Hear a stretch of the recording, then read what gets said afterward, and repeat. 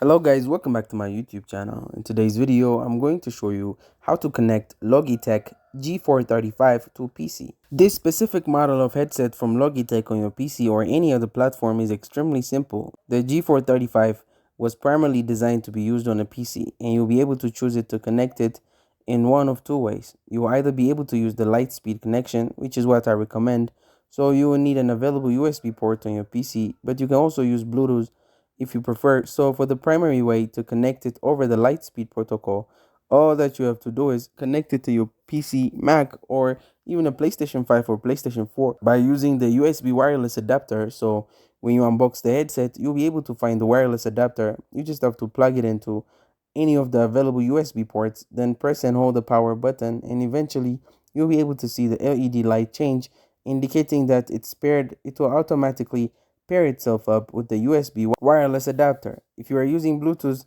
then you just have to set it up to pairing mode. So press 3 seconds or longer of the power and the mute button simultaneously. The light will flash blue, indicating that it's in pairing mode. And if you go over to the available devices on your PC, you'll be able to find it there. So choose whichever option you prefer, and once this is done, you are basically good to go. Once the headset is connected, you can use it and you'll be able to get it set up on your PC, laptop, or any available platform. The headset is not compatible with Xbox, so keep that in mind. If you want to switch between Lightspeed and Bluetooth, press 3 seconds or longer of the mute button and you'll be able to see the lights change between Lightspeed or Bluetooth, indicating whichever mode it's connected on. So just make sure that you look out for the SI or blue LED indicator, and that's it. Thank you guys for watching this video. If this video was helpful, don't forget to like and subscribe to my YouTube channel.